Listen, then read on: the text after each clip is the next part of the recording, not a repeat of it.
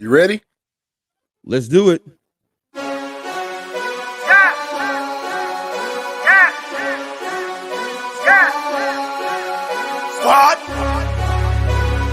I mean, it's been turning up with her. The girl around us and she loving her. If we don't know you, don't come close to her. If you with your girl, let me hear you say What? Good afternoon, good evening, good night. This is season 3, episode 6 of the Read, Talk, and Listen podcast. I am your host, Nick Reed, along with my brother and co-host, Trey Reed. How you doing tonight, man? Man, pretty good, man. Just got back from the gym, getting that good workout in for the new year.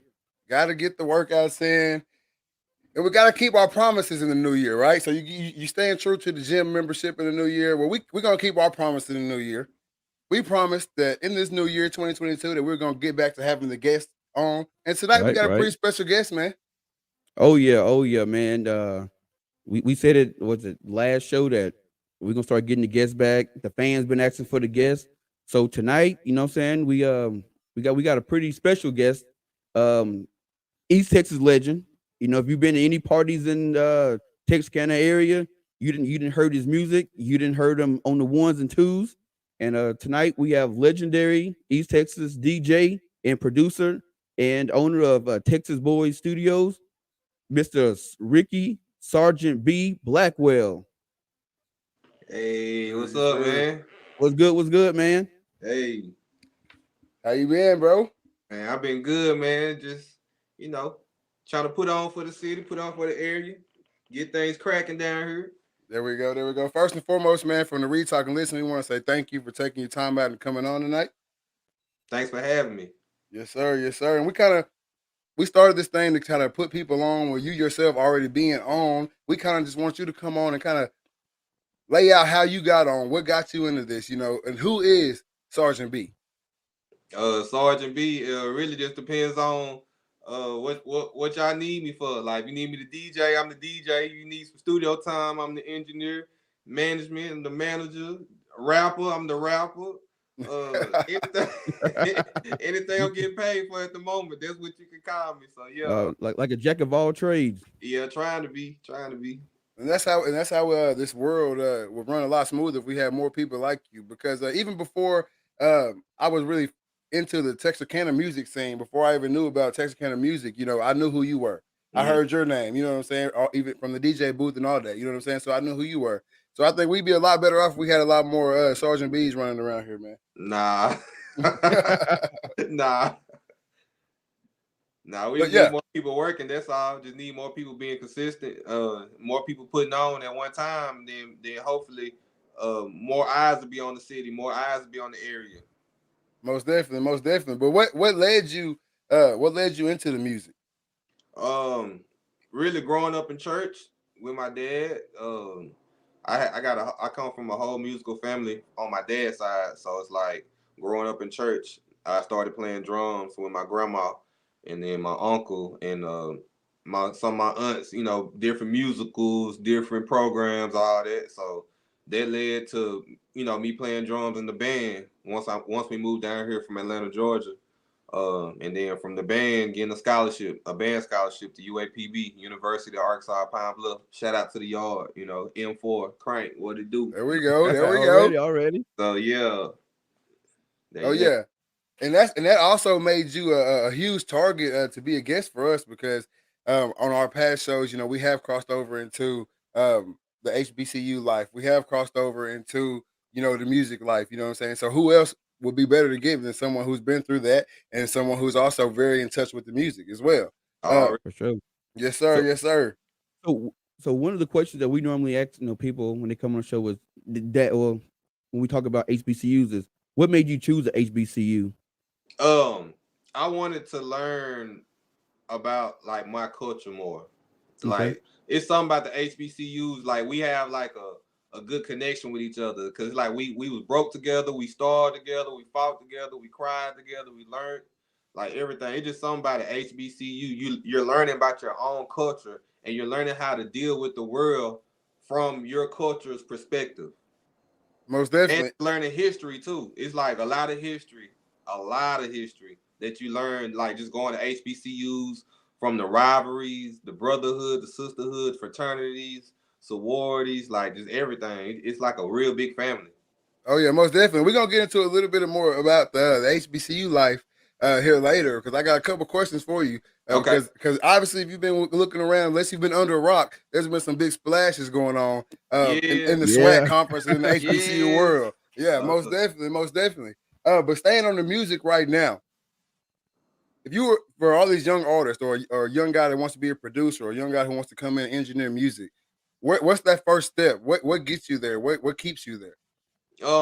Really just getting the equipment, at least like getting some Pro Tools or learning how to record, learning the basics of recording. Like if you're trying to be an engineer, now if you're a producer, get the Fruity Loops or get a keyboard, drum machine, get on YouTube University. Hey, that's a number one learning spot for me. I still learn from YouTube, and I went to school for this. I still go to YouTube like every day, and I try to learn something new, a new plug-in or a new technique or something. Most Oh yeah. definitely. Back in the day, me and Nick used to fool around with the Fruity Loops, man. Fruity Loops, man. Fruity Loops. Now, I think every young kid in Texarkana know a little bit about Fruity Loops, but definitely grew up making mixtapes and trying to do a little bit of rapping. Yeah, and everybody know about Fruity Loops. And YouTube wasn't big back then, so we would just trying to figure it out on your own. Trying to figure it out, yeah. Trial and error, just downloading plugins. I hope this works because we didn't pay for it. Exactly. We downloaded off LimeWire. Getting all the crack plugins, computer freezing. Yep, computer froze up, mama mad. You done put all that stuff in my computer. Yep. I'm telling you, man. I'm telling you. But man, Texarkana, we've got a few hot artists right now. Obviously, the most biggest one that comes to mind of everybody when they talk about Texarkana rap right now is Smitty. Mm-hmm. He comes to mind a lot coming out. But I want you to kind of touch on a couple of guys that we might not know about that's coming up in the game because you see these guys firsthand. Yeah. Well, of course, you got Smitty. Like, Smitty, he just signed with 1501 Entertainment, Certified Entertainment, alongside my brother who's already signed there. So we've been focusing on getting his rollout, all that. Now, it's a few others in Texarkana who've been working. You got Scrape Game Marcos, you know what I'm saying? Okay. He hard, he Texarkana.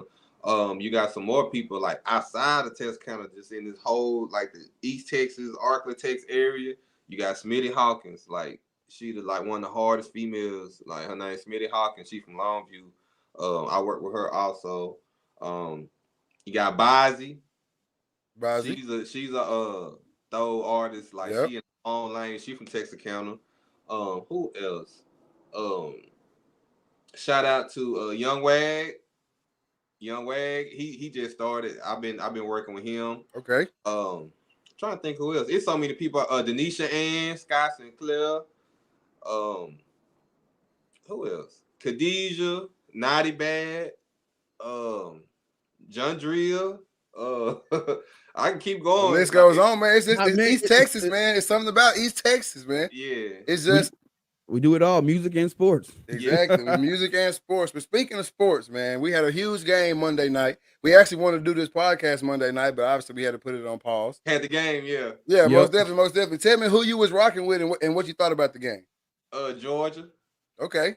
Because, from my Atlanta roots, that's all. I should have knew that. But, I mean, of course, like, everybody thought that Bama was going to win, but, like, every time, like, I had the game on while I was working, so, like, every time I kept looking up, I'm like, oh, okay, they got this. Then at the last second, I saw what was going on. I said, well, dang, Georgia pulled it off. Yeah, like, I've always said it in sports, it's hard to beat a team twice, you know what I'm saying? You know what I'm saying? And when you got two good coaches, like Kirby Smart? Mm-hmm. Yeah. Kirby Smart and Nick Saban, I mean, they're going to try to figure each other out, and Kirby just got the upper hand. It's chess game. Like, yep. You know what I'm saying? You know how it is, like, when you're playing Madden or something with that person that y'all play all the time. Yep. So it's like, y'all know each other moves, but sometimes your opponent wins, sometimes you win. But it's like, it's going to be a good game every time. Oh, yeah, because at that level, the players are pretty much all at the same level, especially when you talk about Georgia and Alabama. Mm-hmm. So the next step up is the coaching, and it's going to be one, battle of the coaching minds. Yep. Yeah, I agree with y'all on that too, but I told y'all from the beginning. I said this way back in the SEC championship. The SEC championship was rigged or scripted, however you want to say it. Rigged, scripted. Georgia was giving up 12 points per game coming into the SEC championship. Alabama comes up and runs up 41 on them out of nowhere, right? Yeah. That just doesn't happen when Georgia has a 400-pound D lineman right in the middle, right there. Yeah. He was before the very end. He was in the Heisman race. You know what I mean? Along with the other D linemen, I don't know their names right now, so I'm not going to say them. But along with the other D linemen, they just had a very, very, very talented D line, and Alabama ran through them like water. So but who does Bama have up there in their box office? They do. They I agree. Okay. But listen, okay, but where was that on Monday? I'm just saying. Georgia came out there and put that real deal on their ass on Monday. Yeah, they smacked them. Nick Saban lost to A&M, and they said, "Hey, Nick, if you win out, we're gonna get you there." You gotta win out. But after that, our hands are tied. Yeah. You know what I'm saying? It's on y'all. And man, Georgia came out there, man, Alabama boys' booty hole was tight as you want them to be, boy. Hey, they came out there smacking something. Hey, all night long. Hey, I called it, man. So shout out Georgia. I would love to see Nick Saban win another one. I mean, that's a good story. It just makes for the Alabama dynasty, whatever. Yep. Yeah. But hey, this year we all knew from the beginning Georgia had the better team. Can we all agree on that? I mean, I don't know because I thought Bama had it all the way because you didn't really hear about Georgia until about. How did you think Bama had it all the way? It was unpredictable this year because like your team could be cold one week, but the COVID can hit your team and mess you up next week. So it's like really this year with all the sports, it's real unpredictable. It's unpredictable, and then you got back in the day you would always have these guys that didn't quite get a lot of playing time during the season, and they'll show up towards the end. Well, now you're not getting that anymore because once a guy figured out that he's not playing, game 3 or game 4, game 5, he hitting that portal. Yeah, facts. And they leaving. And we had a lot of guys hit the portal. I think early. 3 weeks ago, it was reported 1,400 players had entered the portal. 2,100. Yep, 2,100. 2,100 players are in the portal or have entered the portal since the season. That's ridiculous. I'm not gonna say ridiculous, but it's wild. Boys getting the check now. Exactly. I'm all for it. I'm all for player power. Player power. Get yours. Exactly. Because I was broke in college. You hear me? Yeah.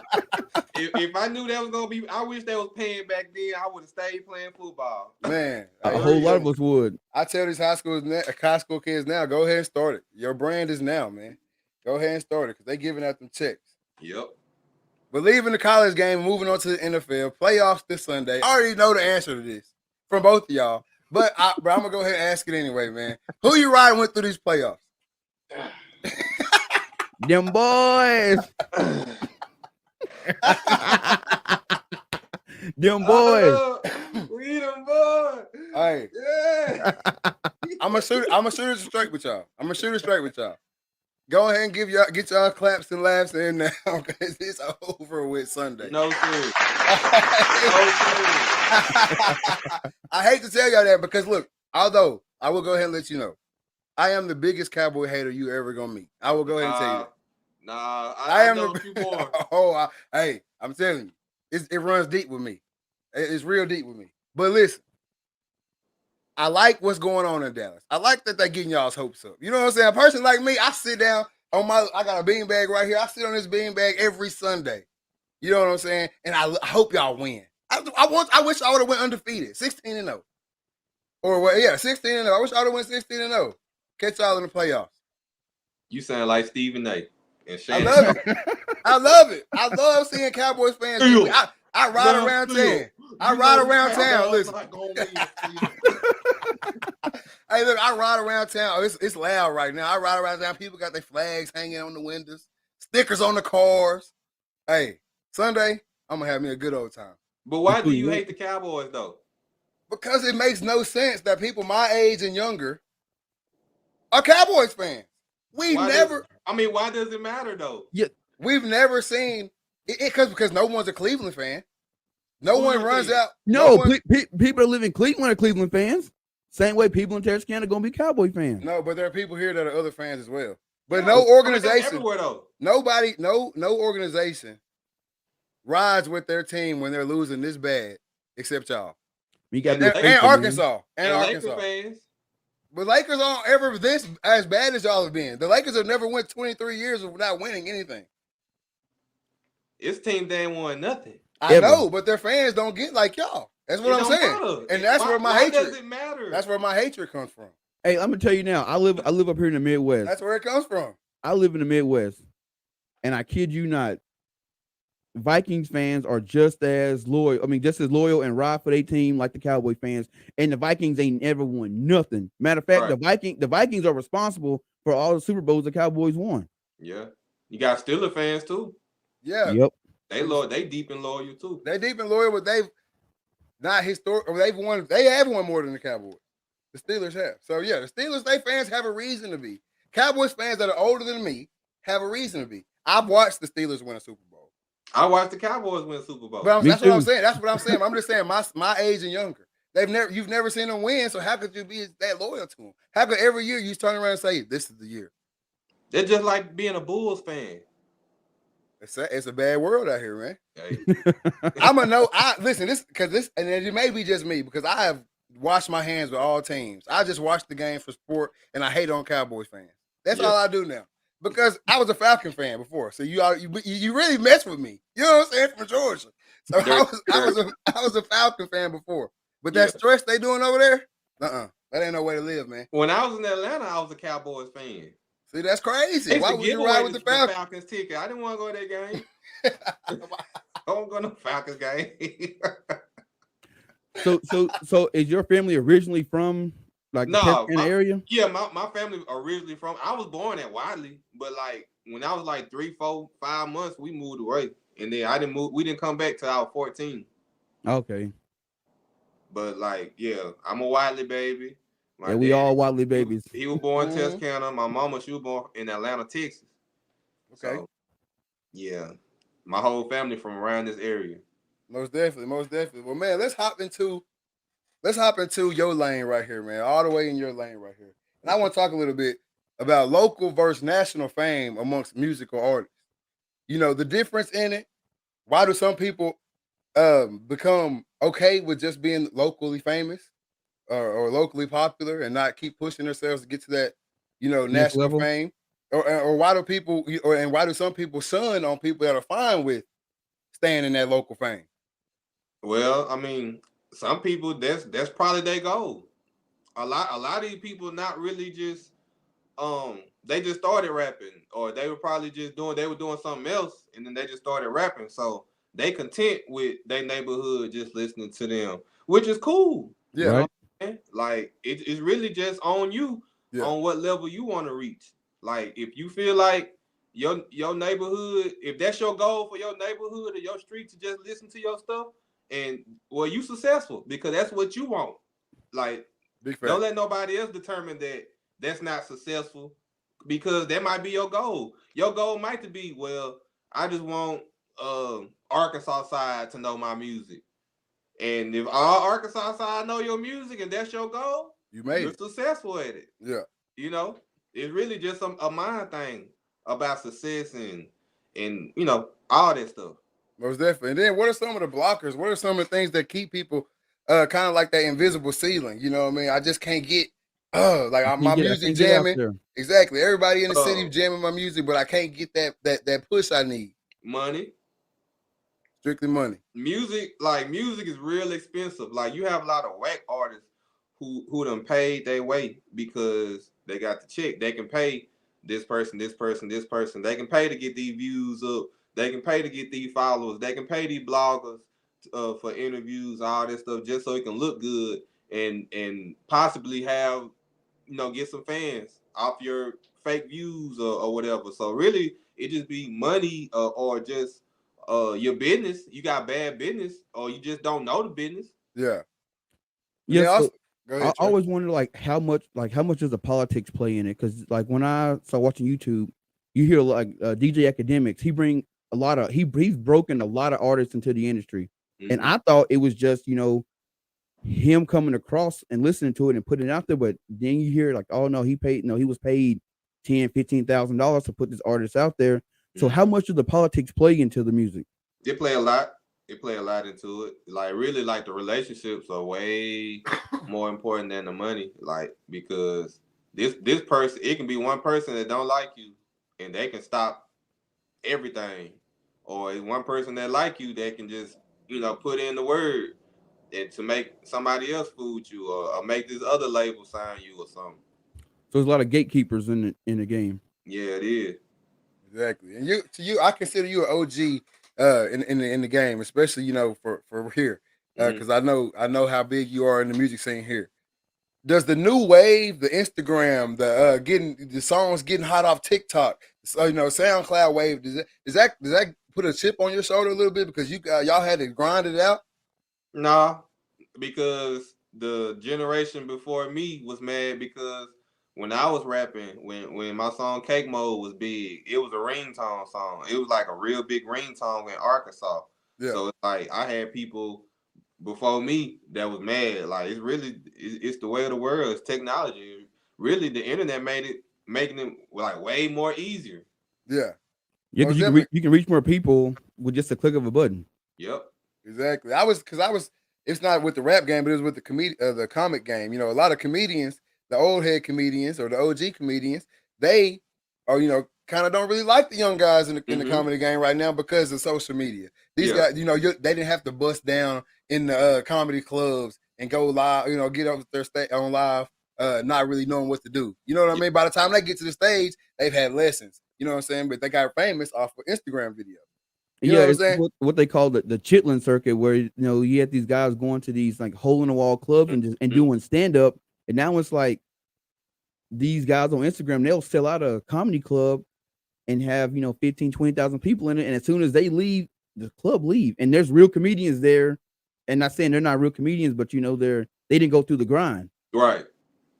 Exactly. It's like a lot of guys, right? And it's with the sports world too. A lot of guys in football right now, like, oh, all you gotta do is make one highlight, it goes viral on Instagram, you're gonna get a scholarship. You know what I mean? So it goes all around. But I just wanted to get that insight from the music game. Yeah, like I don't trip. Like if it make it easier, shoot, go get it. Most definitely. So now go ahead, Trey. I'm saying we've talked about this before, but why do artists sit on music? That's big. They're scared. They putting too much thought in it. Because I've always wondered that. I see guys who haven't made it yet, or maybe they have made it to their point, like you just explained. You know what I'm saying? They've got the local fame or whatever. They'll come out and make a post and say, I've got 1,000 songs in my library that I ain't dropped yet. You know what I mean? Which it could be cap anyway. But I'm just saying, if you got 1,000 songs, why don't you get them out here? Because they scared. They scared of what people gonna say. They really scared of opinions. So they gotta post stuff like that to tell people, oh, I'm working, but you can't hear my work. Yeah, which is crazy. Right. I don't want to hear that. I want to hear the music. Exactly. Let me hear at least 2 or 3 of them 1,000 songs you got put up. Exactly. I feel like if I was an artist, if I was a music artist, if I had a hot track, it's out. I'm not gonna sit in my car and listen to my hot track and just put a little piece of it on Snap. You know what I'm saying? Something like that. I'm putting it out there for everybody. Please. And that's so why you even making music? Like exactly. Let people hear your art. Let us hear your perspective on something, or let us know what you about to do, or entertain us, or let us hear what you got. Yeah, because even back in the day, I remember those artists that was putting out mixtapes like every single week. When you think about the guys down in Houston, Swisher House and Rap a Lot, they were just putting mixtapes out every single week or at least once a month. Yeah, fact. And it was like, this is a lot of music. No Limit. No Limit. They dropping CDs like every week with 20 songs on it, 20 plus songs. Yep. Exactly. But my thing is, if you're a rapper or R&B singer, and that's what you want to do, and you in the studio from the time you wake up to the time you go to bed, you could put out a mixtape in a week or album in a week. You could. Yeah, but you still gotta have a plan. Like after your tape drop, what you gonna do next? How you gonna market it? What videos you gonna push? You know what I'm saying? Like exactly. Where's your market? Who's your market? What's your demographic? Who's your music for? Where your DJs at? You talk to any bloggers? You doing any podcasts to promote your product? Yeah. You really gotta like I say, you gotta like get your brand out there. Mm-hmm. Okay, exactly. So walk kind of, I guess, right there, that kind of intrigues me a little bit. So walk us down through, you know what? Because I didn't realize all that. You know what I'm saying? Because me, I'm sitting there saying, push this music, push this music, push this music. But like, what's next? So how do you go? You know, how do you go about? Let's say I'm a local artist. I don't have really any connections outside of my city or anything like that. I'm dropping hot music and it's catching flame. You know, people listening to it, people want my tape, whatever it is. How do I go about getting booked somewhere or getting, you know, publishing or anything like that? Well, first, like, if you got a hot song, like, people gonna be coming to you. Like, people gonna start hitting you up, like, hey, let me get a show or whatever. But like, really, just if you got a hot song in one area, take it to another area too. Yeah. You know what I'm saying? Like, and get a whole bunch of USBs or get a whole bunch of scan cards with your code on there, where people can scan it and they can follow you, or shoot a video, show clips, have the DJ, whoever playing your stuff, to show clips of him playing your song. Yeah. Then you got some clout. Now you can go everywhere else and be like, hey, this how it is over here. Like, yeah, you got to rock with me or book me or something. Okay. And then just start like networking, going out, going to different DJ mixers, going to different lounges, you know, hollering at DJs, bloggers, podcasts, you know, going out, seeing people. Yeah, pushing your brand, pushing yourself. You can't be a hermit. You gotta be out there with the people. Yeah, you do. Exactly. So the music game really is not for someone who, you know, like myself. I'm not really the one. Trey does all the Facebook. Trey does all the Instagram. He everything for this show. He does all that stuff. You know what I'm saying? I just sit down on this mic and talk, and then I'm back to by myself. You know what I'm saying? So if somebody like me, the music game really is not for me, or because I'm not going to be able to get. I mean, you probably couldn't be the artist, but you can probably be the manager, or you can be the hype man, or you can be the roadie, or you know, bodyguard. Bodyguard. Yeah. You know? It's so many positions. You know, just pick one. If you don't want to be in the forefront, be in the background, getting stuff done. Yeah. I mean, you know, a couple weeks ago, I was out working, and I had this guy walk up and say, "Hey man, buy my mixtape," and he had a CD, and I'm like, bro, I don't even got nothing to play this on. Right. So, but you know, I gave him $2, and he he gave it to me, and it went hard. So, like, you know, for guys that, you know, might not have the money to, you know, get the, you know, the QR code or get them a website built, would you recommend them use CDs still, or, you know, try to figure out a way?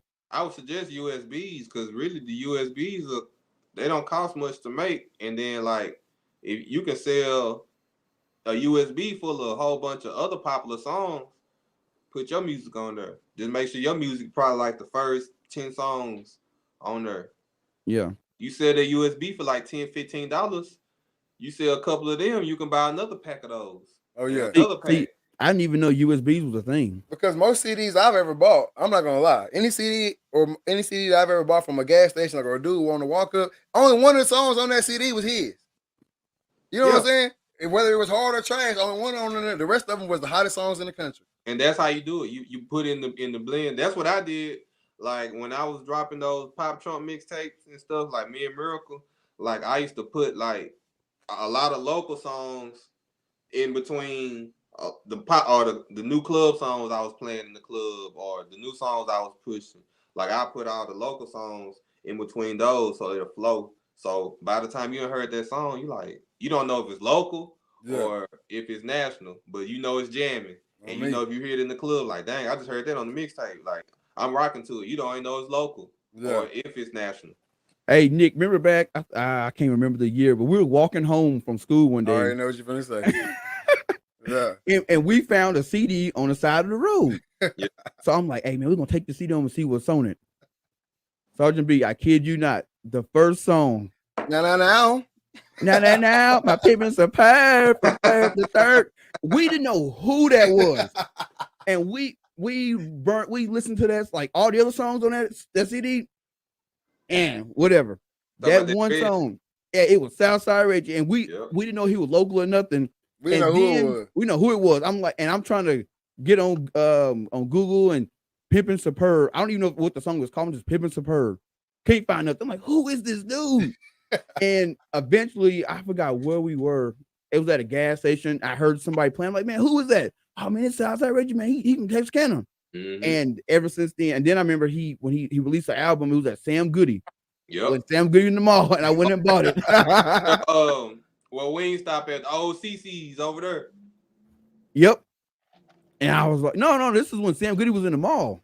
I'm talking about the one on State Line.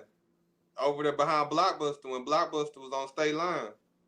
Bro, y'all some boy. Oh, y'all yeah. boys up there, boy. Oh, you want y'all boys up there, bro. Blockbuster. Y'all boys up there, boy. Hey.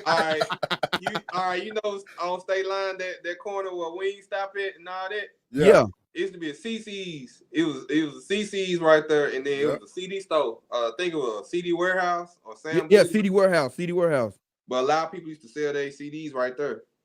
Yep, and man, I can't remember what the name of the album was, but he had a pair of glasses on and a white t-shirt, and I was like, man, hey, I got the album, and I was like, all this on my way to Georgia. Well, I still them things still slap, man. Hey, boy.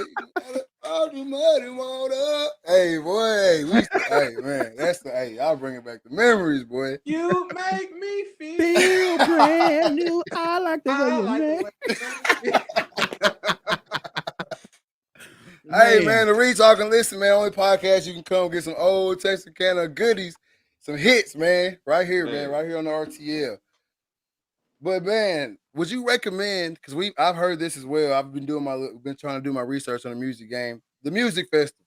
Would you recommend a young artist, whatever that ticket costs, man, pay that, get to that festival, get in there, bump some elbows with some people you might not be able to bump elbows with?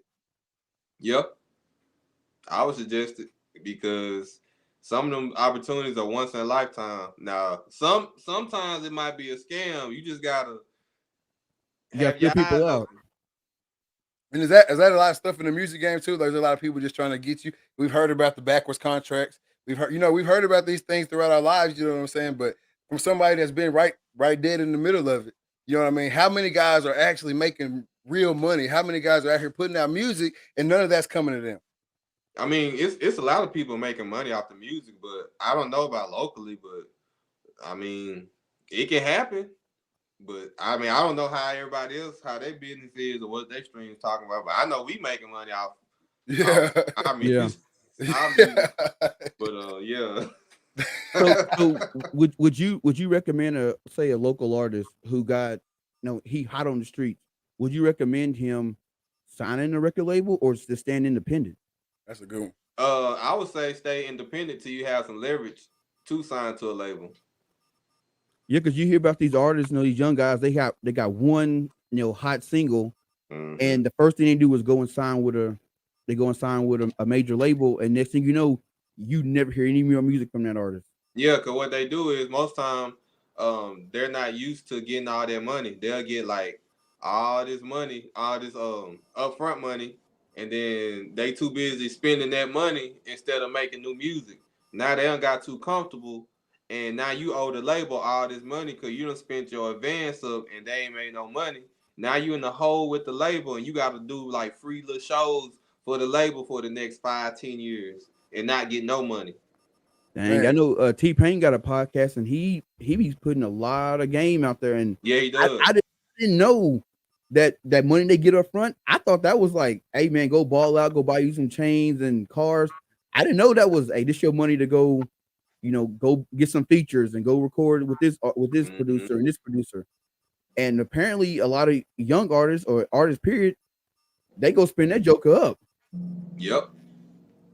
That is not a place you want to be. We've heard the stories, we've read the stories, even T-Pain himself. Although he didn't get messed off in the music game, but just spending that money on things you don't even know you're spending it on. You end yourself in a hole, and we see that it happens with the athletes, it happens in the music world, it happens with movie stars. Yep. Getting that influx of money that quick, man, it's not for everybody. No, it's not. It's not for everybody. You're gonna buy something real stupid. Thoughts? What you think promoting local events, bringing artists from out of town, add a few local artists, just find a local spot in town that you could throw a party or event and people show up? help promote local talent in these shows? I mean, I've done that before. Like when I was throwing my parties, I was paying local artists to perform at my parties when I didn't have to. Yeah. Like my party was already jumping.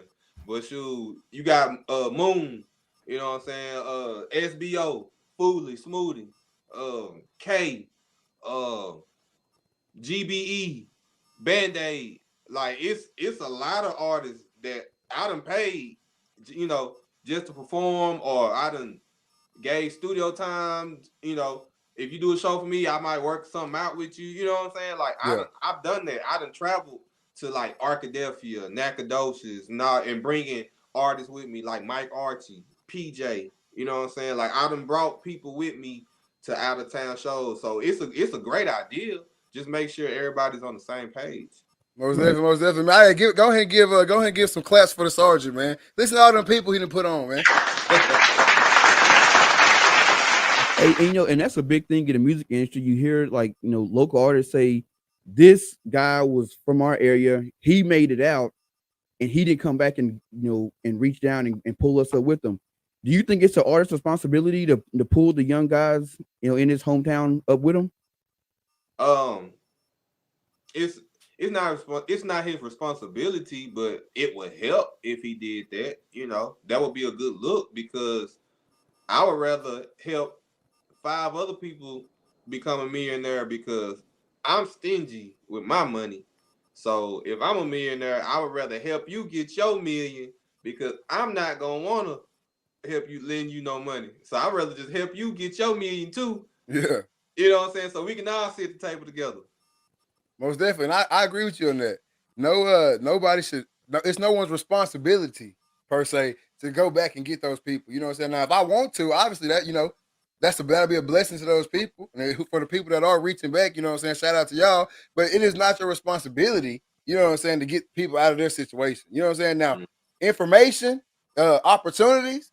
Now, I do kind of think you are a little bit obligated. You know, to give the information. Because you've been there, uncharted waters. You know what I'm saying? But other than that, there's no obligation there. Because like once you become an artist, you at the, like, once you sign the deal, you at the bottom of the barrel again. Yeah. Because you got to listen to what the manager, label, the board, all this stuff say. So you really don't have no say so, because you're a product now. Yeah. Oh, You don't have time to focus on nobody else's product, because you're a product now. Yeah, exactly. And we got Pablo Lely in the comments, man. He says, how do you feel about the East Texas music scene as a whole? Man, the East Texas music scene as a whole is a shit show right now. Oh. Okay, explain. We need more people working. Like, everybody just talking on the internet. We got people buying views. We got people condoning bullshit that they don't need to be condoning. Like I said, we just need more artists in the area making music and making moves and being consistent, instead of worrying about who doing what with who. Yeah. And that happens, man. And I don't know what's the change to come about that. It kind of seems like even in like the music game, in like the professional, like the more professional, the stars, I guess I could say, the celebrities, we see it with them. For a while, we'll have good music, bullshit, everything outside the music game. Nobody's focused on the music, and that's what happens locally. I'm guessing as well. And it pisses me off, because it's a lot of talent down here, like in the whole area, like East Texas, Arkansas, Texas. It's a whole lot of talent, but you can't tell because they got their mouths open or making statuses and stuff. Like, I just be wanting people to make music, drop video, drop content. If we can get at least 10 to 15 artists to do that at one time and be consistent at one time, it's gonna be eyes on the whole area. Yep. But it's like you have an artist going hard for 3 months, then you don't hear from them till the next year. Then you got another artist going hard for 2 weeks, then they stop. And there's always some type of excuse why they can't do something. And I'm like, nah, like, you gotta sacrifice something with this music. Oh yeah. Yeah, and that's what anything, even like in sports, you know, everybody want to be good, everybody want to be that D1 athlete, but everybody don't want to be at the gym at 4 or 5 o'clock in the morning. Nobody want to be that. Yep, nobody want to watch film after practice and all that. But at the same time, they saying, yeah, I want to be the next up. Well, you're not putting in the work to be the next up. Mm-hmm. What they say, everybody want to be a D1 athlete, but don't nobody want to do D1 shit. Man. Exactly. And that's what it is, man. That's when it all walks of life. It all sounds good until it's time to put that real life work in. But I Yep. want to know what stops an artist, obviously besides street shit, what stops an artist from working with somebody else? Why would you not want to work with that guy that's in your city making music as well? I mean, they might make good music, but they might be some bitch ass niggas. Okay. Yeah. I mean, you know what I'm saying? Yeah.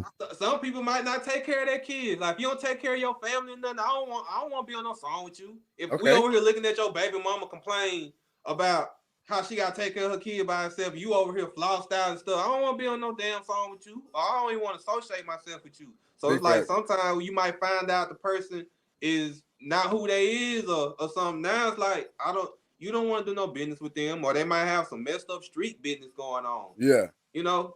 Most definitely. Pablo Lily. Yeah, that too. I can see definitely, like, if they're horrible, obviously I'm not gonna work with you. But I can definitely see how I don't want to be tied to you in any type of way, because the song is forever. Once it's out there, it's out there. I don't want to be tied. Oh yeah, he the one that was on the song with, you know, I don't want that my name mentioned in that. So I see that. And I've always wondered that, like, when, you know, the Chicago drill scene is bigger than it's ever been, you know what I'm saying, right now. And these artists are doing music with other artists. And sometimes I've always wondered, like, would I want to do a song with this guy? Because he tied into some stuff and I don't want to get roped in to beef, because usually that's what happens. Well, I can't get to him, but I know I can get to him. Yep. And they did a song, so they must be homies. It's like you choosing sides. Yeah. Exactly. And I think 21 Savage said something about that in the interview here recently. He said something like that, like, you know, hey, when this, because, you know, he with the whole, speaking of Chicago drill scene, he messed with Dirk. Yep. You know what I'm saying? So he's like, pretty much, anybody that don't mess with Dirk, I'm not about to do a song with you. You know what I'm saying? I chose my side when I did my first song with Dirk. Yeah. So I mean, that's just how I go, I guess. I go, yeah. But Pablo Lily back in the comments wants to know, how do fake views and likes hurt the artist? Sure, it's all cap. These boys be on here capping and stuff. Boys releasing videos, getting 100K in a week, and then it's staying at 100K for the rest of the year. How we supposed to believe that? You ain't doing no shows, no nothing. Don't nobody know your music, but you drop a video on YouTube getting so many views and stuff, or you on Instagram with all these followers, but don't nobody know you nowhere. Exactly. And I don't know if it doesn't necessarily hurt that one artist, but it hurts the area's artists. Yeah. Now they cap. It makes us look bad. Yeah, exactly. Facts. Because in my line of work, it's the same thing. Views are everything. If it's another company on the other side buying views, you know what I'm saying? It hurts the industry, because they're like, oh shit, they over here getting all these views. Why y'all ain't getting these views? Yep. You know what I'm saying? So it hurts the whole industry. Yep. Yeah, but as far as individual, I don't think it would hurt the individual if you're consistently. I mean, if you just do it one time, it's gonna hurt you. But I guess it's a thing that they say, fake it till you make it. So if you keep constantly, you're buying views, and people start seeing, like, oh well, eventually they'll start going to look. But who gonna see it though? If your views are fake and ain't nobody watching, who gonna see it? I mean, I guess it all depends on where you go. 5 years ago, from. 5 years ago, it was working, because the algorithms weren't controlling everything. But now you buy 100K views, you still not getting thrown in the algorithm on the For You page and none of that shit.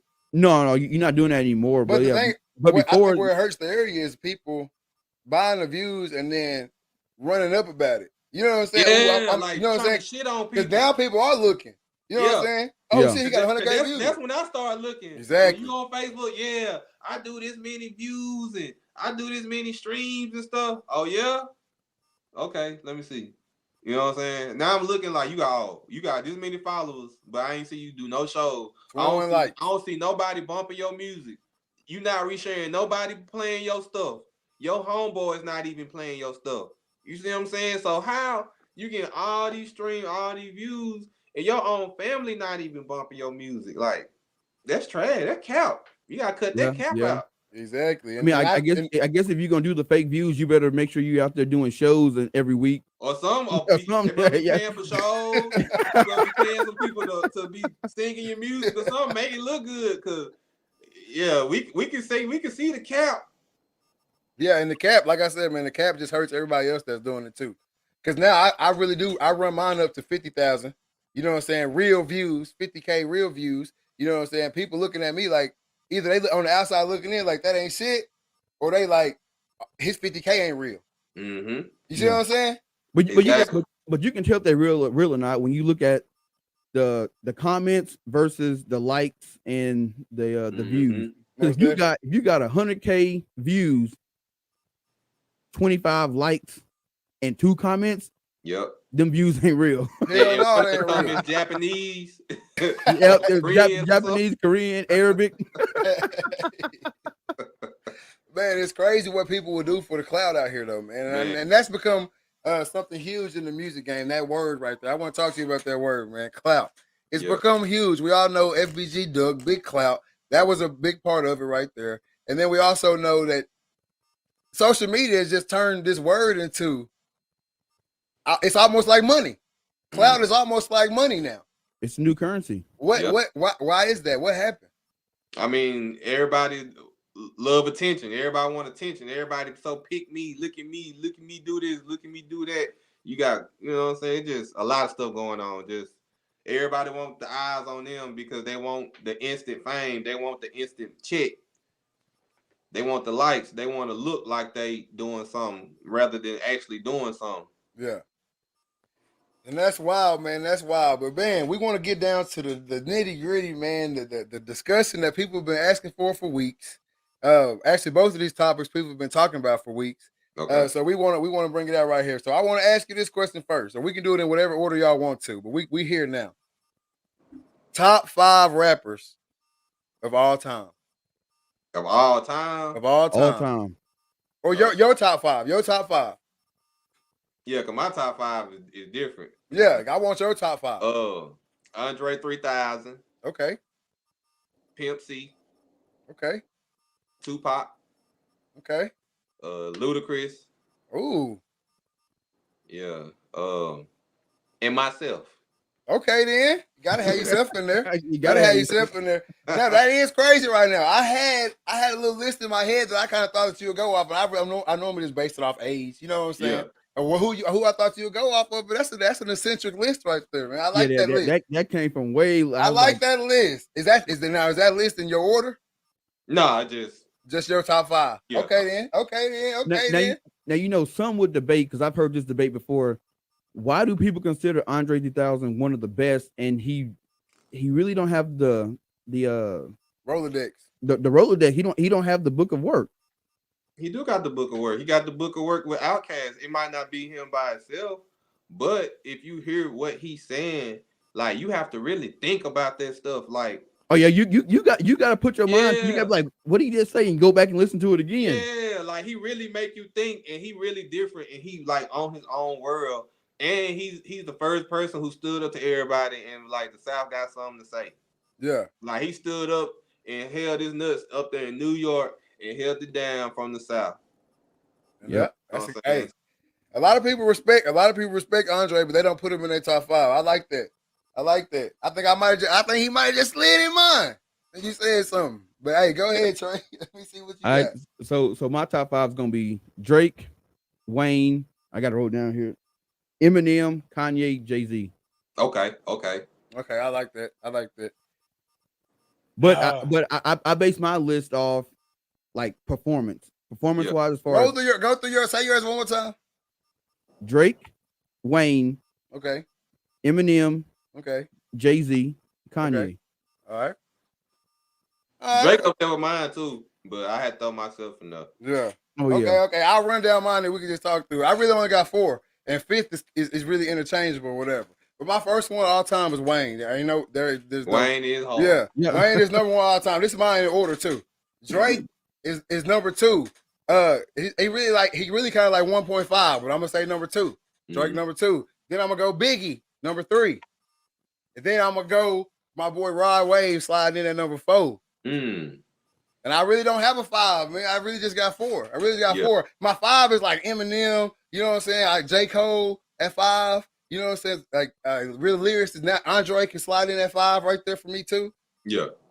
But I think Rod. I know a lot of people because he's young. You know, what I'm saying, he really don't got the Rolodex to be up there in that list. Yeah. But for me, I gotta that's your throw him in favorite there. though. Yeah, for me, Yeah. I Yeah, gotta that's throw your him in there. favorite. You know what I'm saying? Yeah. It don't matter.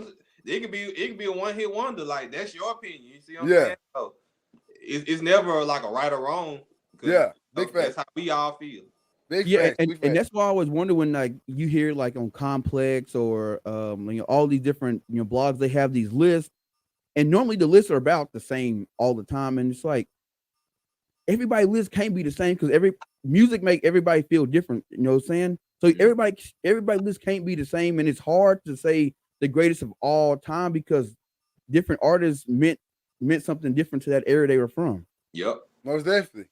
Most definitely. I heard this the other day, the Pac and Biggie conversation, what's going on, who really deserves to be up on that Mount Rushmore of the rap game, Pac or Biggie. You know what I'm saying? I thought that was a humongous discussion as well. I ride with Biggie all the time just because that's more my style. I've never been a gangster. You know what I'm saying? I've never been in that. You know what I'm saying? I've never really been like hardcore. You know what I'm saying? That's not been my style ever. So Tupac never really got played for me. So it's hard for me to put him on my top 5 list. But Tupac wasn't all gangster though. They were just most of the songs that everybody know him from was the stuff he did with Death Row. Yeah. But if you hear the stuff like before that, prior to that, like Brenda Had a Baby, the I Get Around with Digital Underground. Yeah. Dear Mama. Dear Mama, Keep Your Head Up. Like it's so many other songs that he did. It's just everybody that know about that or just learned about Pac, they only know about the Death Row part of Pac or like the Machiavelli Pac or like the drummer part of Pac. But like he got way more music. Just like Biggie, Biggie had some gangster stuff on his stuff too. You know what I'm saying? But I think if Pac would have lived longer, we would have got a more revolutionary Pac towards as he got older. He was young. He was young. What 25, 24, 25? Yeah, I think it was like 25 when he got killed.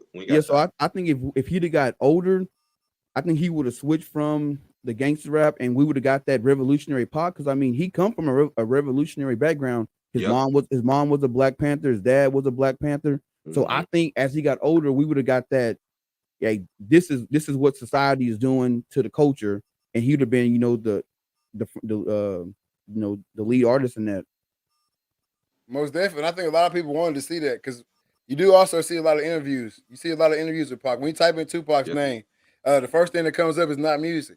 It's interviews. It's interviews. Yep. And a lot of those interviews, especially the one where he's in jail. I don't know if y'all have ever seen that, but he's in jail and he's doing an interview. And he's speaking some real, some almost it will go over your head if you don't rewind it and listen to it again type shit. All right, we got a new list coming in from my boy Cam, Killer Cam. Wayne, K. Dot, J. Cole, Drake, and he threw Fat Pat in at number 5. Okay, then. Yeah. Hey, that song Knife Talk with Drake, it had me go back and listen to some old Fat Pat. Yep. not Fat Pat, Project Pat. I'm about to say. The thing is, like Drake, Drake from Memphis.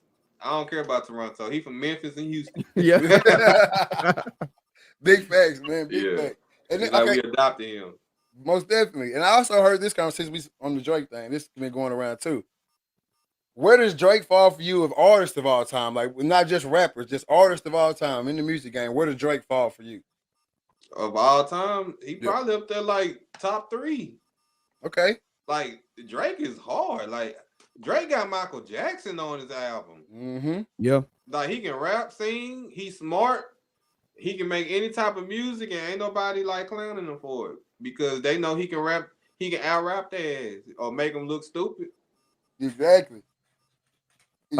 So speaking of Drake, because this came up a long time ago, how do you feel about artists that use ghostwriters? I mean, ain't nothing wrong with it. Because sometimes you might be in the studio and everybody helping with the creative process. That's like having a ghostwriter too. Yeah. When your homeboy over here that's rolling up say, hey, say this, woo woo woo woo woo, and you go in there and say it. He wrote that verse. He get a credit on the album. That's his bar. Yeah. So it's that's like his bar. Sometimes it might be a creative process. Like all the R&B, not all the R&B singers, but a lot of R&B singers do it. They have a reference track and they learn the reference track. Then they go to the studio and they sing that song. Like it's nothing wrong with it. Only people that's complaining about ghostwriters is probably people achieve nothing anyway. Like, why does it matter to you that person has a ghostwriter? Exactly. And then a lot of people do it off the sound, right, too. Like, I might write a verse that you sound better saying.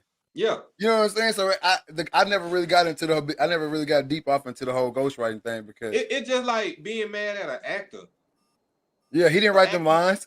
Yeah. I'm mad at him because he did that role in the movie. He ain't really like that. Man, it's a movie, man. Exactly. Like, he just acted. And just like music, you recreating somebody's art, or you might just be recreating a show or something through your music or something. And you just said something big right there, though. You just said something. You might, an actor. He gets his lines and he goes after and he does a movie. He's acting. Mm-hmm. How much of a music artist or a rapper's career is allowed to be an act? Because now it seems like we hold these guys truly accountable to their lyrics. Yeah, we don't need to do all that. Like, everybody, that's what that piggybacks to the whole. Everybody want they lives and they lives on live. Like, yeah. Everybody want everybody to know their business and all that stuff. And now, since it's like that, now you gotta act the way because you rap this way. You know what I'm saying? Like, I don't understand it, but yeah, I think we've lost a lot of artists because of that. Mm-hmm. I mean, because like right before King Von was killed, me and Nick had both just found his music. We were like, man, this young cat he's speaking some real stuff. Yeah. And then, you know what I'm saying? It was life cut short. And it's like, sometimes you gotta know, like, this is my music and real life, and you gotta separate them. Mm-hmm. Yeah, I think for those guys, when we talk about the drill rappers, at least from what is on the internet and where we can watch and stuff like that, those guys were doing that stuff, and then they started rapping, and they were just talking about it. So I think there's a difference in that than you becoming a rapper. Like today, if I say, okay, I'm done with the RTL, I'm done with the sports training, I'm done with the broadcasting, I'm gonna be a rapper. And I come out and I'm blicky because I got the gun. So I come out, I'm blicky. You know what I'm saying? I'm saying it all, whatever. I shouldn't have to go out. I shouldn't have to leave the studio and, act that way. I should be able to leave the studio and come back to being Nick.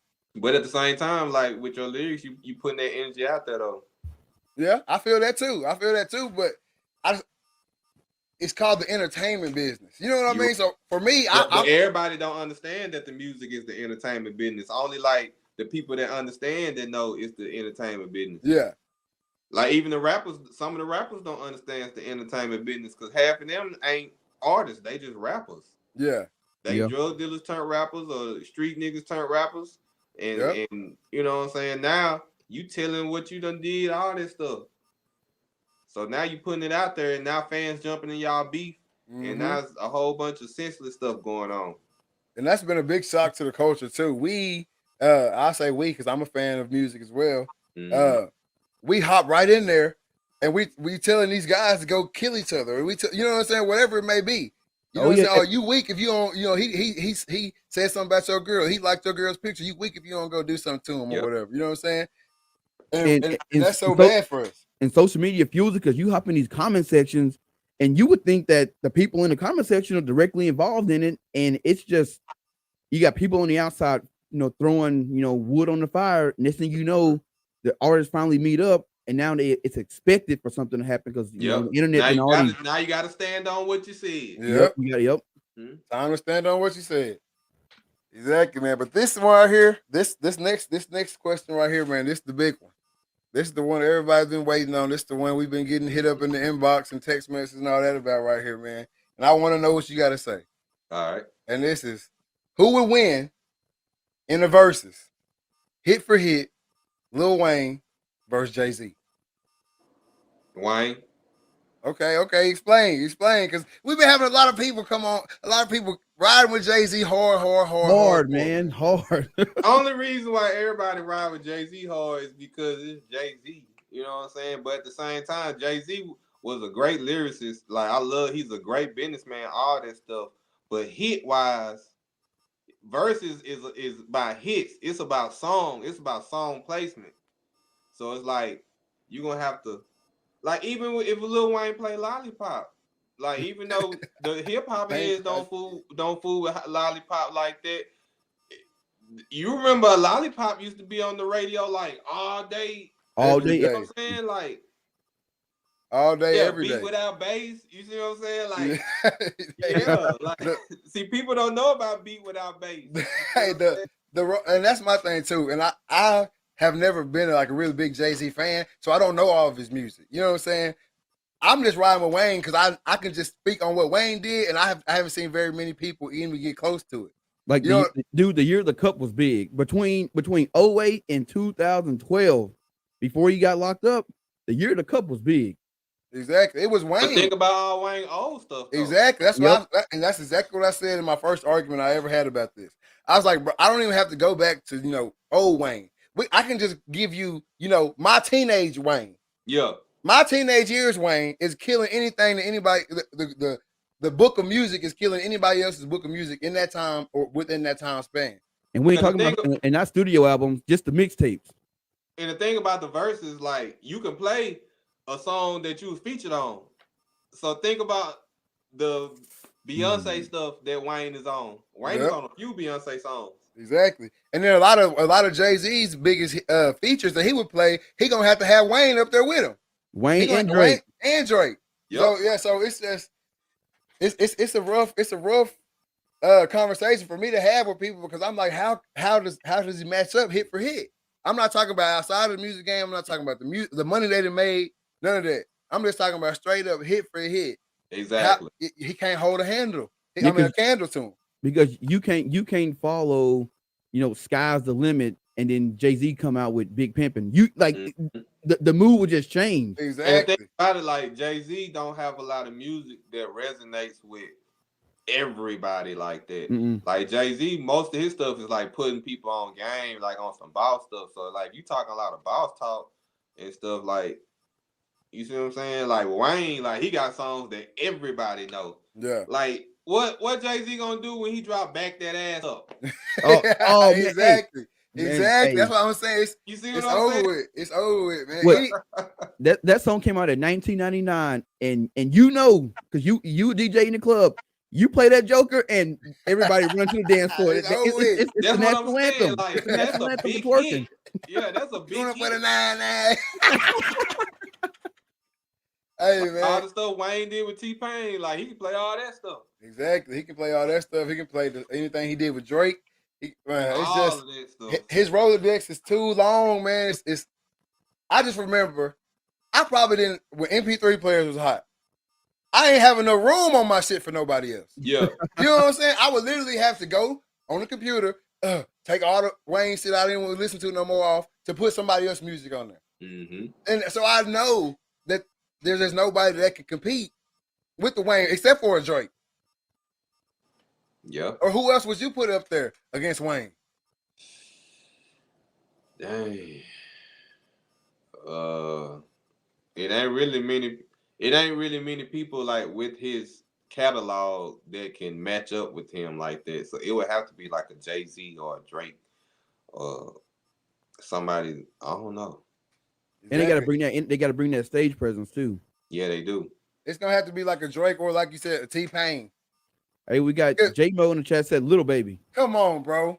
He ain't even been out long enough. Little Baby ain't I fool with Little Baby. Me too. Oh, Little Baby jamming. But he ain't reached that level yet.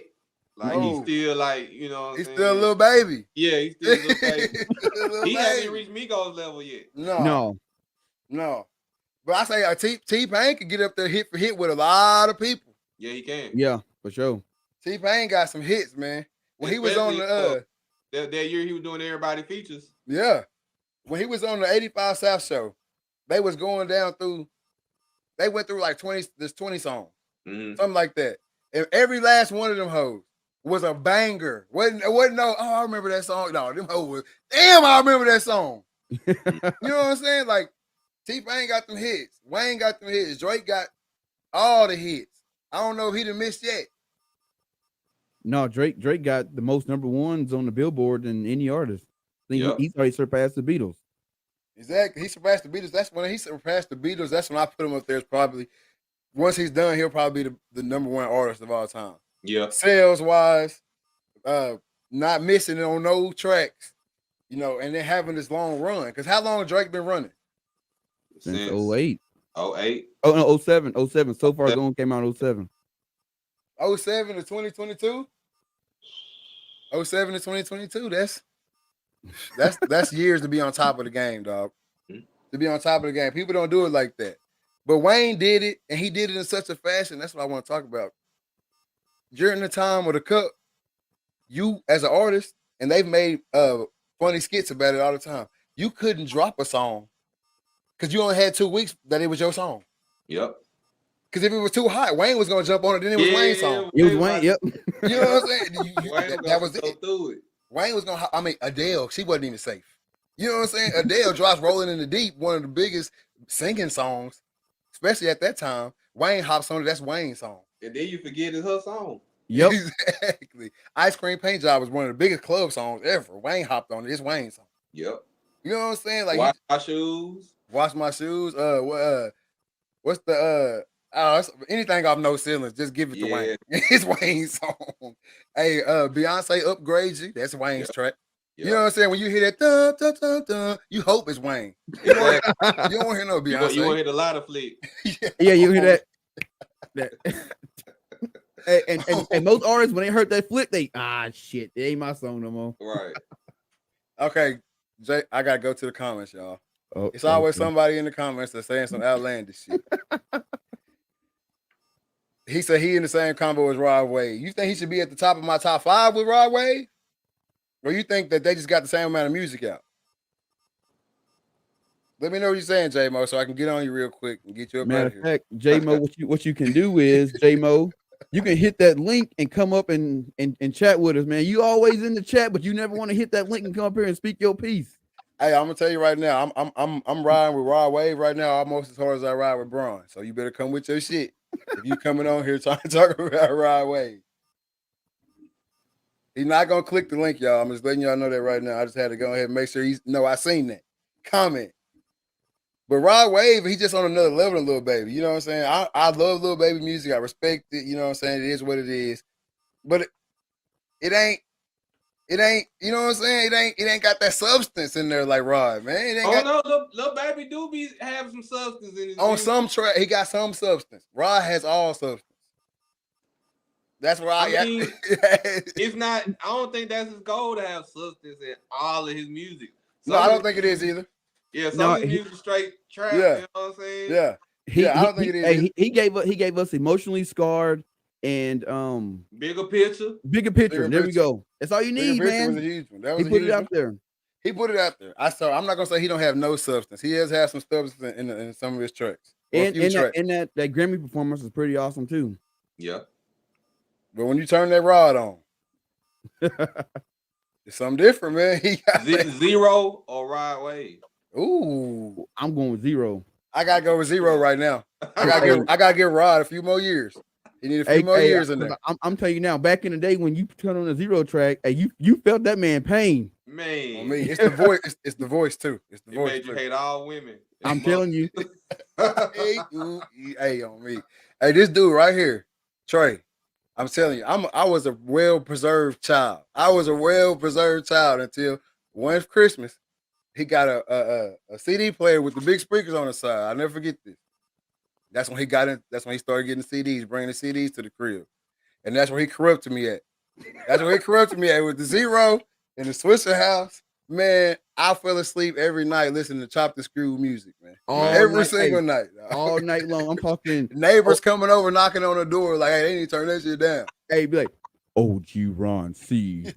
Hey, Swisher house. Oh, yeah, man. I'm telling you, man.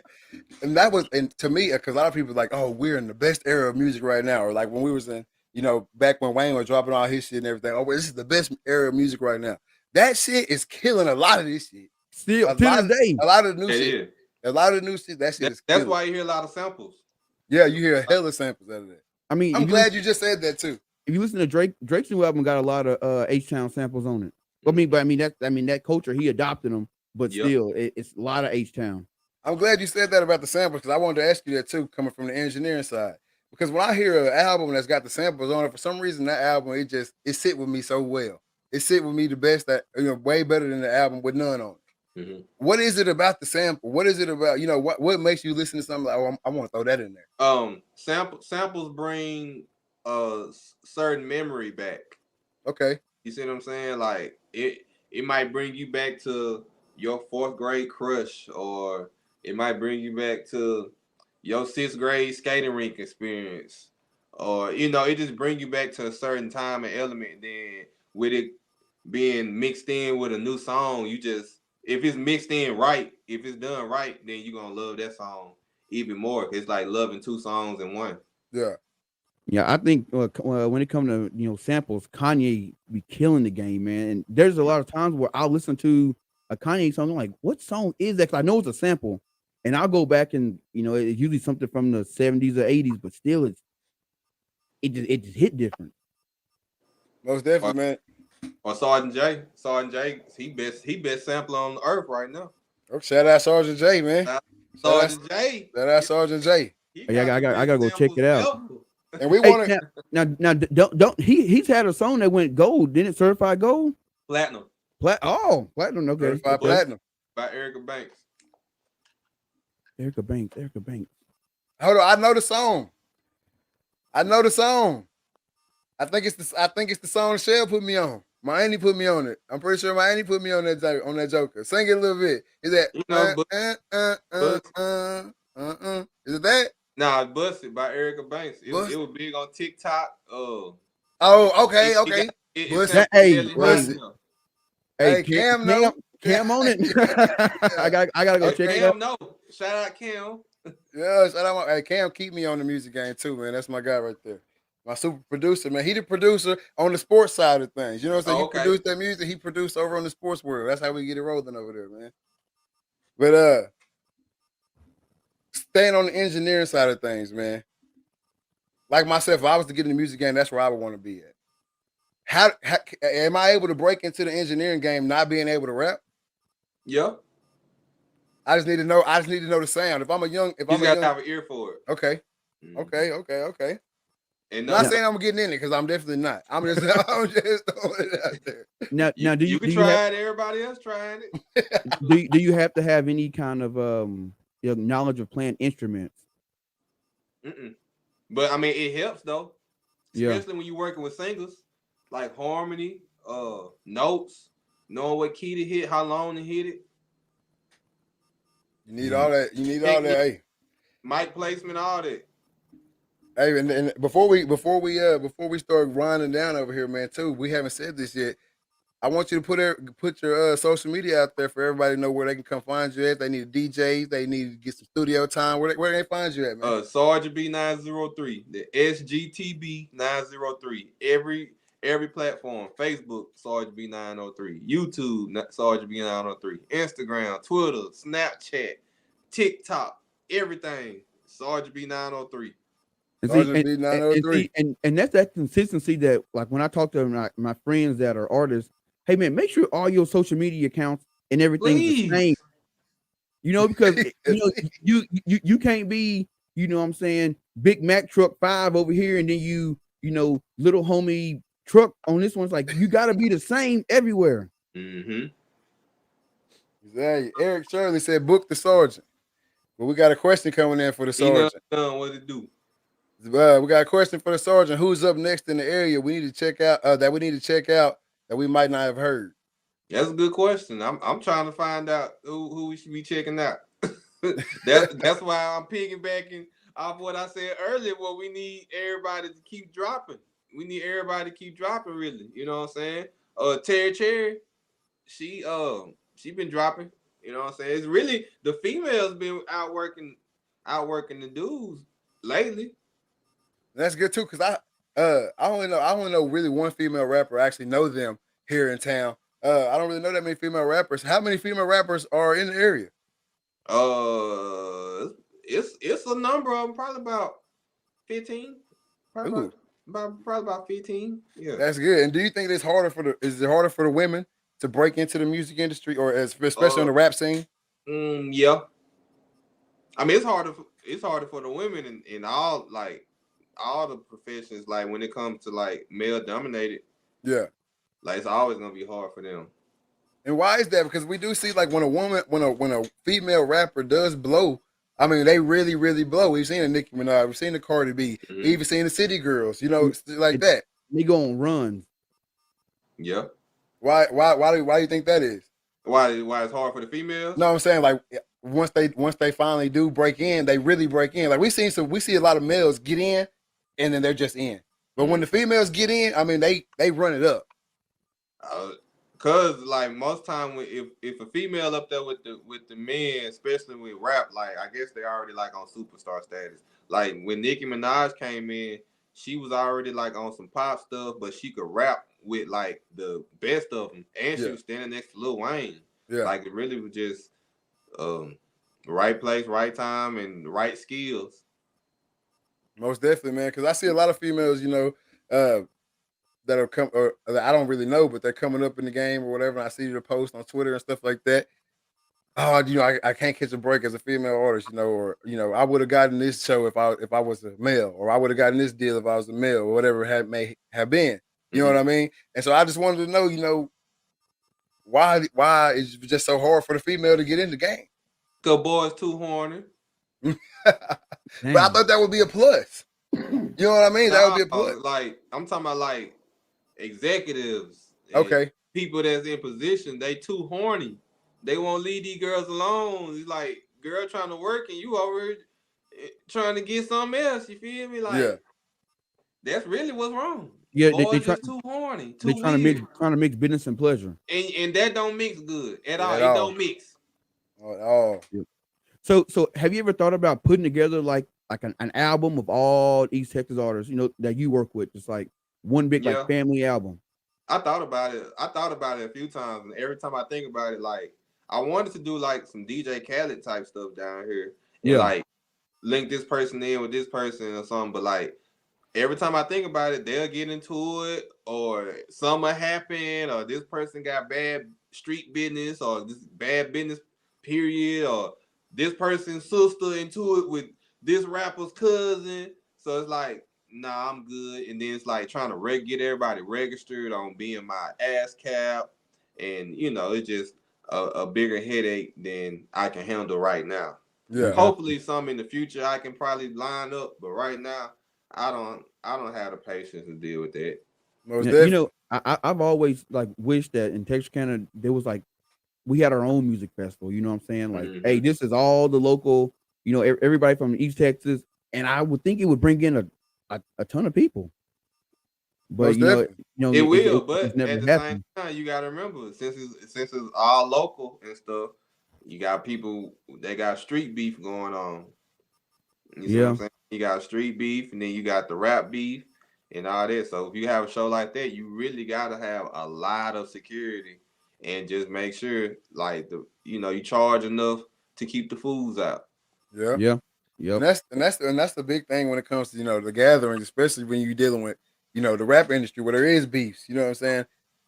The crowd you have to worry about the crowd a lot more at the show than you actually do about the artist a lot of the time. Yeah. Especially these days with the clout chase and everything like that. If I can do this in front of all these people, even if I do go to jail, whatever, I did it. It's my clout. Yeah. and I got one more question. So and you from Atlanta, so you might you know a little bit about this. You hear artists talk about the Atlanta rap scene and how a young artist can be in the studio and Future could walk by and be like, hey man, let me hop on your track. You know what I'm saying? What do you know or got any kind of insight of like what created that atmosphere in Atlanta?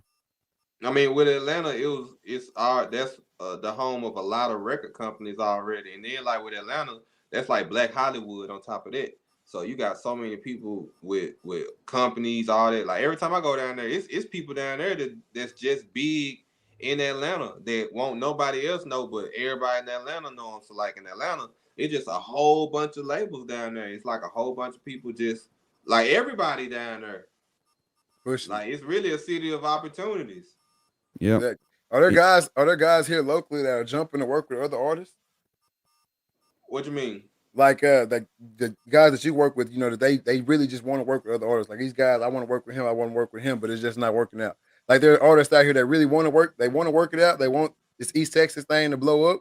Yeah, I mean, a lot of artists probably want the ETX thing to blow up because they live here and it's gonna make it easier for them to blow up. But really, the artist should just be worrying about themselves and their brand and just being consistent. Most definitely. And I also want to ask you this question right here. What is the vision for the future of the local rap scene here? And then what do you think is the future of the local rap game here? Well, hopefully we can get more people more business savvy. Just trying to teach them about like song split sheets, ASCAP, BMI, knowing about your publishing, knowing about songwriting, knowing about uploading your own stuff, being more consistent. Really, just trying to teach more people the game, so they won't be gypped and they'll stop going to the other cities paying people thousands of dollars for stuff that I'm telling them for free. Yeah. Yeah. And that's another good one. I know I said that was going to be my last question, but that's another good one right there, man. Why is it, especially a lot of times amongst ourselves, our culture, you know what I'm saying? If one of us walk up to you and say, it don't sound good, that ain't it, that ain't the way. But like you said, they will pay money to go a few miles down the road and get the same information from somebody else. Why is that, man? Because, like, I don't know. It's like some people want to be scammed for some reason. Or they want to say, I'm going to Atlanta to work on music. And really, you just going to Atlanta to you paying to be part of their little circle. Like, they'll take you to their homeboy studio, have one of their famous homeboys walk in on you. Now you taking a picture with them and stuff, and then they're gonna take you to the trap museum, let you do few little podcasts and interviews and all that stuff. They're gonna send you back home and you gonna have a big head for a month because you like, yeah, I did this in Atlanta. Man, they hit you for a lick. That's what happened. Yeah, they send you to the circuit. Yeah. They send you to the circuit. Everybody making their money off. And if I was smart, I should have did that. Shoot, instead of trying to help y'all for free, I should have did. I got a lot of famous friends and rich friends. Give me 5,000, and I'm gonna take you here, there, and the other. Shoot, I should have went here and did that and busted down my people. Shoot. It always seemed like that. And I know you're paying because I done helped a lot of people out, especially in the training game too. And I'm kind of like, I should have just busted your head. Yep. You gonna do it like that? I should have just busted your neck, man. It's always like that when you try to go in. When you try to go in level headed and you try to go in and do it the right way, people gonna wrong you every time, man. Mm-hmm. But at this time of the show, man, we always open up the chat. I know the link's already in the comments. We're gonna put it in the comments again. If anybody got anything they want to come on and say to the sergeant while we got them right here? Anybody got anything they want to come on and say to us? Any rebuttals? Any agreements? Anything like that? Say it. But hey, like I always say, the eject button is in full effect. So if you get on here talking crazy, you're gonna have about 5 seconds of fame, and we're gonna get you up out of here. All right, I want to hear him talk crazy. You brave enough to talk crazy, shoot. So it's open, man. Just remember, we in Texarkana. So I might run into you at Walmart or something. Exactly, and that's another thing too, man. I've never understood the rap beef with people in the same city. How can you, especially a city like this? Yeah. How can you rap beef when I'm going to see you at Walmart? And I might. I'm going to. Texarkana always been competitive. Texarkana brought up being competitive. Think about Texas, Arkansas. Yeah, Texas, Arkansas. The Little League teams are beefing. Yeah. So it's like, how you expect rappers down here or singers not to be at odds with each other or compete with each other when that's what they was brought up on? Like, the whole competing thing from Texas, Arkansas, LEPG, LE Atlanta. You know what I'm saying? Like, you see what I'm saying? That's like, true, man. We were brought up to compete with each other. We were, man. And I've never understood it because I thought, you got Texas side and Arkansas side. If everybody put their money and stuff together, the whole city would be nice. Think about Texarkana just had like 2 big high schools like how Tyler got. Yep. I've always said one. Two. Yeah, one. I've always said one. You end up having 2 because of the Arkansas. It would have to be 2. Yeah. But all right, think about if Texarkana was split up north and south instead of east and west. Then you have 2. LA and Arkansas would be together. Yeah. And PG and Texas High would be together. Yep. And you looking at a city that would have, you're probably looking at about 15, 20 state championships citywide right now. Easy. in the same year. Nah, for real. Real talk. Because, bro, it really depends on what year. I don't know. Because I feel like a lot of the years where PG was like, all the way to the ground, Texas High was stupid up. So Right, it would have that's what I'm balanced saying. out. The years where, you know, LE was stupid good, Arkansas was kind of and when Arkansas was stupid good, LE was kind of So I think it would have all been, it wouldn't have been no down years. You know what I'm saying? Imagine Texas High team this year and PG team this year.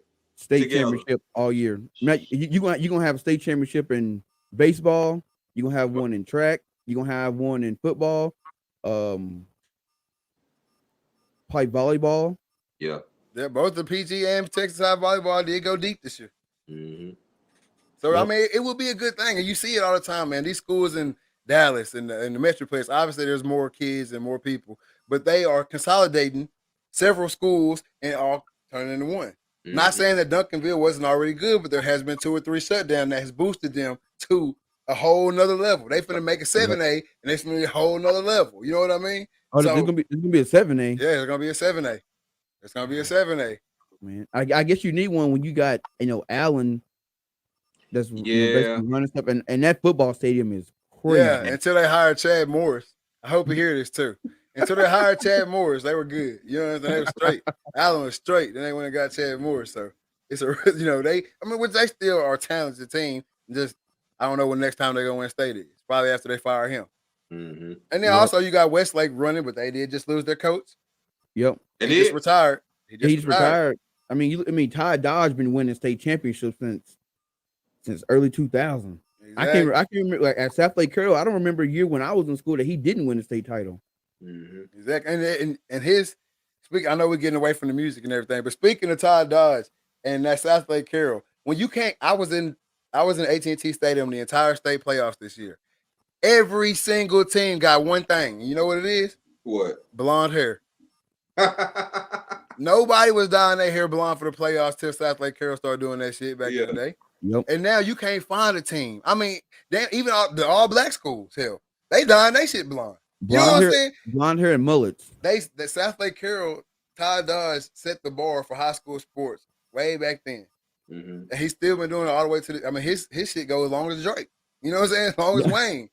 You know, it's a winning football game. So he's locked that down. And then his son just took over at South Lake Carroll and he won state titles. Exactly. Played against his dad in the title game last year.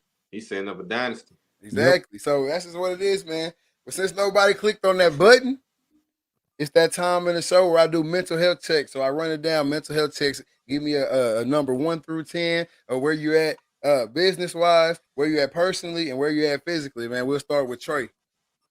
All right. So physically, man, like I said, got back in the gym. I'm at about a 5 right now. I'm hurting, man. My legs hurting, back hurting. That age is feeling it, man. I'm feeling that age. Financial wise, man, I'm sitting about a 8. Arrows always going up. And personally, man, life is good. Just beat COVID again. And I'm feeling good, man. Hey, that was bad. I drove all the way down there just to get COVID. No joke. 28 hours on the road in 2 days. With the vid. With the vid. All right, Sergeant, where you at? Let's see. Physically, I'm at a 7 because I'm sore because I've been just moving a lot of stuff around all week, and I'm paying for it today. My calf muscles kind of sore. Yeah. Let's see. Financially, I'll probably say a 5. You know what I'm saying? I'm satisfied, but I always want more. So I'm always say 5. Yeah, green arrows always going up. Yeah. Let's see. Personally, I'm probably at a 8, 9 because everything is going good. Like I got my wife, got my kids. You know, everything really just starting to click, or really stuff been clicking, but it's really, really starting to click now to where I'm at a new level of what I've been doing. Most definitely. Hey, I'm asking you a question because I know that a lot of the Texas schools just started sending their kids home for COVID. They out of school, right? Mm-hmm. When you help your kids with homework, when you look at like say math, do you be like, do you feel like dumb sometimes? Like, wait, I didn't learn math this way. Yep. Bro, I don't even look at it. And then like my kids in advanced classes, so they even made. I was like, oh. Yeah, Man, I don't I ain't, remember that's that. why I'm not looking forward to that because I was trash at math back then, and I know, Yeah, I it's know like it ain't did nothing but it's got like harder. the way they teach it now. It's like, how in the world did you get this answer doing it this way? I Because get I on go that back, too. I go back the way that I learned it, and they're like, nope, that's not how they do teach it now. Mm-hmm. Which is wild as hell to me, man. Yeah, it is. But for myself, man, personally, I'm gonna give myself about an 8, 7, 8 range in there right there. Everything Gucci, nothing wrong, you know what I'm saying? But I'm trying to get better. And then financial wise, I give myself about a 6, 7, you know what I'm saying? Green arrows going up, RTL rolling. You know what I'm saying? We got the Sergeant on live tonight, man. Matter of fact, I'm gonna stop right here. Give my clap of the day to the Sergeant, man. Me. There we go. Oh, you gotta get a cheers in, man, for the kids. on me. And then physically, man, I'm giving myself about a 7 or 8. Believe it or not, like when I get back into the broadcast, when I start broadcasting games, like I start feeling better physically. I don't know why, but I start feeling better. So right now, man, I'm sitting at about a 7, 8, 9, really close up to that 10. You know, on the physical, man, just because I'm in my zone right now. I'm in my peak. We hopping on the headphones on the podcast. I'm hopping on the headphones on the court. You know what I'm saying? So I'm at my happy place right now. Other than fishing and hunting, I'm at my happy place right now. So I'm up there with it, man. But And speaking of hunting, for everybody listening, I did start the Dreaded Archer podcast this week. I've already recorded 2 shows, and they'll be dropping this weekend. There we go. Hey, And the Shopify site is set up. There will be merch on it as well. I was just about to get on him. I was just about to get on his head. I've been working hard for y'all. But everybody is all our Spotify listeners, man, all our Apple Music listeners, and everybody here, YouTube, all that, man. I've been working hard for y'all. The Dreaded Archer merch, I've been pushing for it, man. I text them, I call them. It's on my wall. It's on my wall. I'm pushing hard for y'all to get this merch out here, man. Get this dude going, but it's coming. Oh yeah, I gotta stop. Like I said, gotta stop talking about it. Start doing it. Exactly. That's the message. We're gonna start a message of the day. We got a clap of the day. That's the message of the day, man. Stop talking. Yeah. Start doing. Start doing. And that's what it is, man. You got any last words for the people, Sarge? Book the Sergeant, TBR Studios. Be on the lookout for Smoothie, Smitty Hawkins. Get your beat from Sergeant J. 1501. Yeah. Trey, you got anything? Hey man, I said it. Stop talking, start doing it. I made a post the other day after I got out the gym after running 3 miles. Hey, everybody want to lose this weight. Gotta get out there and start doing it. Yep. Gotta get out there and start doing it, man. Well, I'm gonna take one from your book and tell everybody, man, just be good people out there, man. End y'all's week on a good note. Tomorrow is Friday. Get your minds right. Hey, yeah, y'all get ready for this weekend. All y'all Cowboys fans. Young boys. Hey, for all y'all Cowboys fans, my phone number is out there on the internet. I will be setting up a hotline for y'all Sunday night. If y'all need somebody to vent to, cry to, wonder why, don't ask God, ask Reed. All right? Don't ask God, ask Reed. I got y'all boys, man. But with that being said, man, this is season 3, episode 6 of the Reed Talking Listen podcast. I am your host, Nick Reed, along with my brother and co-host, Trey Reed, and the one and only Ricky Sergeant B. Blackwell in the building tonight, man, and we are out. Peace.